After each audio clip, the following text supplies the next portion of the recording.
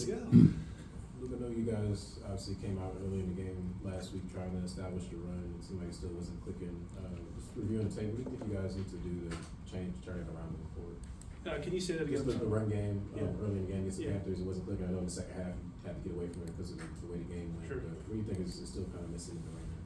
Well, it's like anything. I think we got to take the execution from practice. We got to apply it to the field, and I think the execution has gotten better in practice each and every game. I think, and honestly, all relative, right? But I felt like the execution up front was a lot better this past week than it had been. So I think that part of it's getting better, and then it all tying together. Everything has to flow together. I think when you see like the offenses start to roll and kind of what like that second half of the Ravens is when all the pieces are kind of flowing together, and the execution. You convert third downs. I think the one thing that was improved was it wasn't third and longs like it had been, and I think that part of it is a testament to improving that run game. So, we just got to keep sawing wood and then improve the execution on the practice field, and then we'll take that thing to the game field.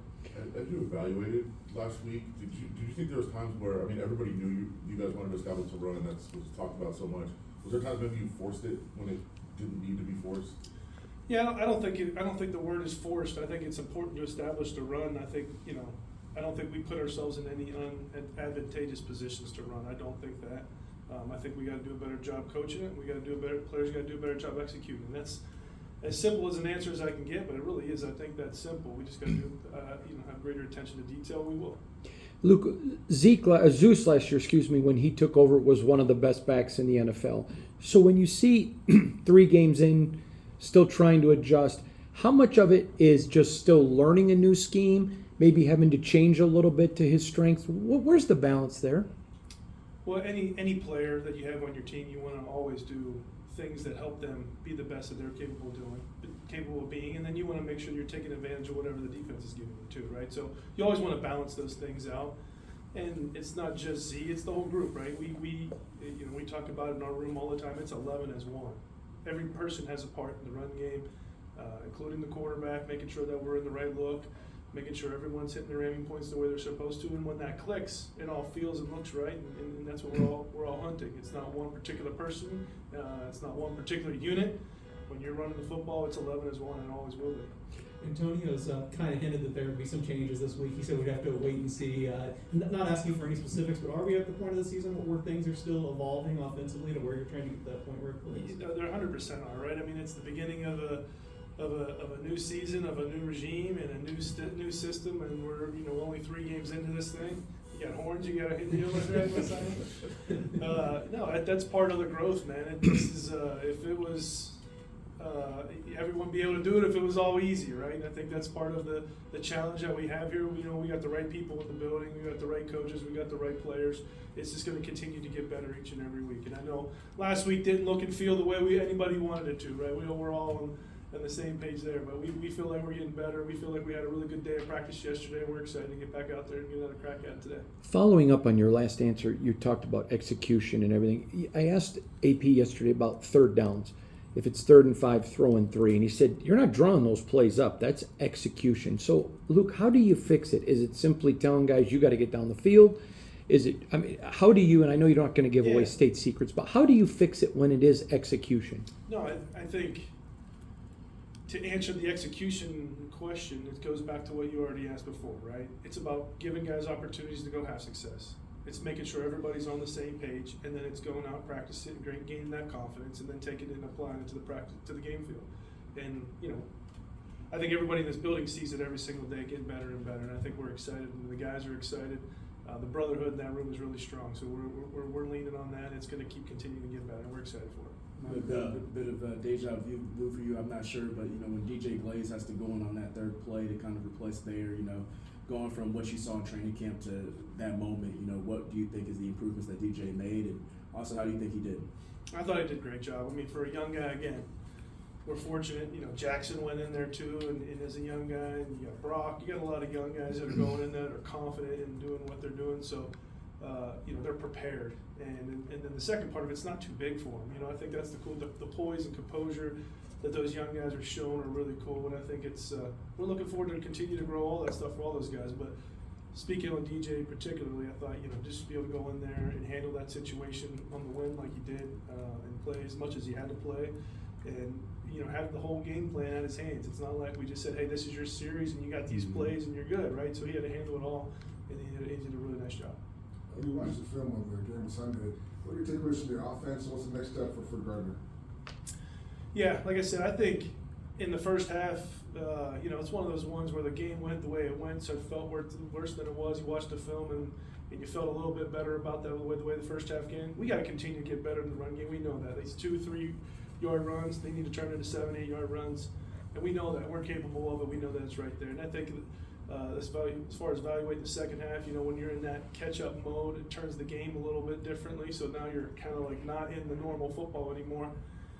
So we've had too much practice at that. We're ready to get this thing out in front of it and control the clock, whether that's run, whether that's completions, and then Gardner's a big part of that. We put a lot on his plate. He can handle all of that, right? Whether it's the run checks, run to pass to run, all that stuff that he does a really good job with all of it.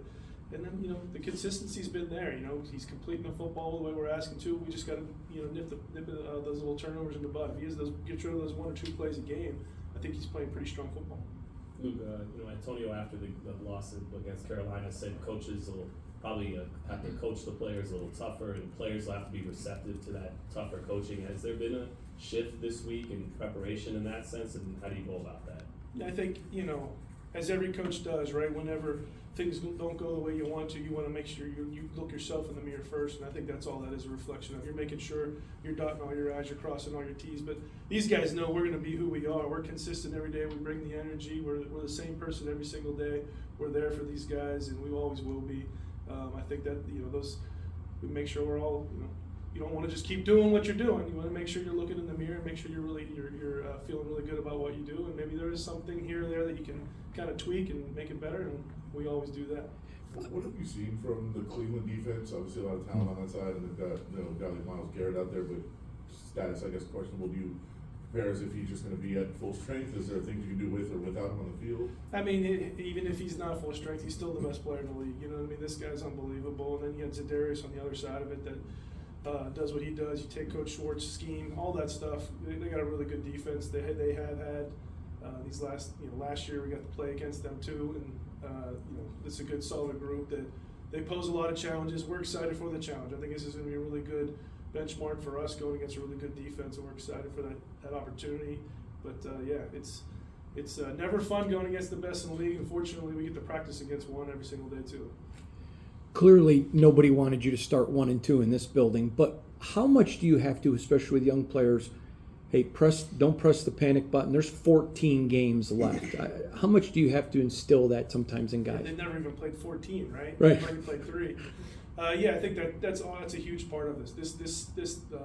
The league that we're in is that way. Everybody, every week you're the best, and then the very next week you're the worst. And that's the reality of the society that we live in, and we signed up for it. We're all good with that. But to walk into a building as a young guy, that's a new perspective, and I think. It's about coming to work every day and getting better, and we do our best to make sure we're focusing on the process and not necessarily that outcome, because we know that if we got the process right, then it'll turn into a bunch of wins in a row. And that's what we're looking for. We're not looking to just make it perfect right now. We want to make this thing sustainable, and we're on that right track. Luke, the offensive line has struggled this season. AP has mentioned it before. I'm curious as to how their struggles impact your play calling. Well, like I said, I think that they've gotten better each and every week, and I think the camaraderie part of it, the playing next to the same guy, is going to make it a big impact on being able to be more consistent on a game-to-game basis. Anytime you're playing, different people in different spots, and every game it's different, or every whatever series it might be different, that's a difficult task. I think the brotherhood, the communication that you have to have up front, and the kind of the unspoken language that when you see something and you're able to react to it, that's how lines become elite. And so I think just playing together, practicing together, playing together, this group's the right group, and I think we have a really good set of guys that are going to just continue to get better and better. JPJ played well, AP said yesterday, and said he earned more. What do you, to be able to have 2 rookies on that line performing at the level they are, how much of a blessing is that as a coach, especially when you look at depth in this league? Yeah, no, I think it's a testament to Coach Krager, Coach Philbin. Those guys doing a really good job to get those guys mentally prepared for it, because it's not an easy task, right? Offensive line is a beast in this league, especially when you have the best position in the game is the defensive line right now, right? And you get to be able to respond to all that stuff is really cool. And the composure of those two young guys is a testament to them and their preparation, both before they got here and while they've been here. But I think the coolest part about them is their play style. I think when you see the way they're finishing, the way that they're running off the rock, like all that stuff is really cool to see. And it's just, we're going to be able to lean on them more and more as the season goes on. The national narrative, we got a lot of the talk shows this week is offense is down, defense is so far ahead. What does offense have to do to catch up? Have you seen that? Is there a trend that you've noticed or anything that could explain it? I can't honestly say that I've looked enough around the league to say that's true or not true or whatever. I think it's a general statement for what we were just talking about. When you have a new group of guys playing together that haven't ever played together, it takes a little time. And if that's the case, whether it's a system or whether it's an offensive line or a quarterback or whatever, I think that stuff does take time. I just reflect on my past experiences, and that's always been the case. We had the best player in the league in 19 in Green Bay, right? But our offense wasn't very good. We had Devontae, two of the best players in the league, but it just took time. And then you saw in 20, it turned into the best offense in the league. And so that stuff takes time. As long as your processes are right, as long as you're giving yourself an opportunity to go be successful in every single play, you got to continue with that, believe in that, and we do that here. All right, thanks, Coach. Thank you. Thanks, Thanks, guys. Luke.